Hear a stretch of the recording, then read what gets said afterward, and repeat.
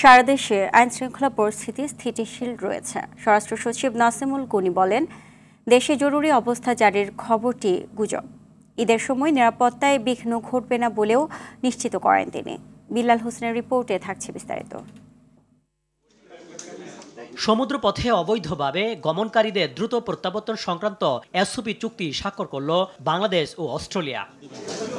এ চুক্তির ফলে সমুদ্রপথে অস্ট্রেলিয়া যেতে আটক হলে তাদের দ্রুত দেশে ফিরিয়ে আনা যাবে। প্রচেষ্টা হবে যে তারা ওখান থেকে প্রথমে আমাদের কাছে নাম পাঠাবে যে অমুকের নাম এই ঠিকানা নেই, আমরা তখন এখানে ইনকোয়ারি করব যে আসলে এই নামে কেউ লোক আছে। এগুলোকে আমরা যখন জানবো যে আমাদের দেশের লোক, তখন তাদেরকে আমরা অ্যাকসেপ্ট করব।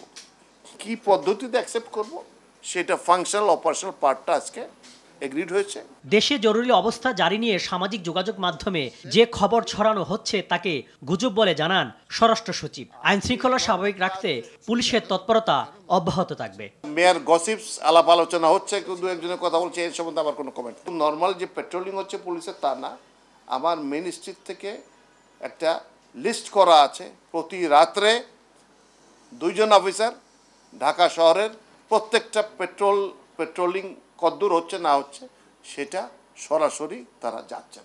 ঈদের ছুটিতেও নিরাপত্তা বিঘ্নিত হবে না বলে দাবি নাসিমুল গনির। এই সময়ের যে বরাবর যে নিরাপত্তা ব্যবস্থাগুলো নেওয়া হয় এর সবগুলোই নেওয়া হবে ইনশাল্লাহ, এবং আমরা সতর্ক থাকব যাতে আনটুয়ার্ড কিছু না হয়। এদিকে ঈদের ছুটির পরেই ঢাকা অস্ট্রেলিয়ার ভিসা সেন্টারের কার্যক্রম শুরু হবে। তো দিন 9 দিল্লি থেকে হচ্ছিল, তো সেটা এখন অপারেটিং শুরু করবে এই মাসের শেষের থেকে।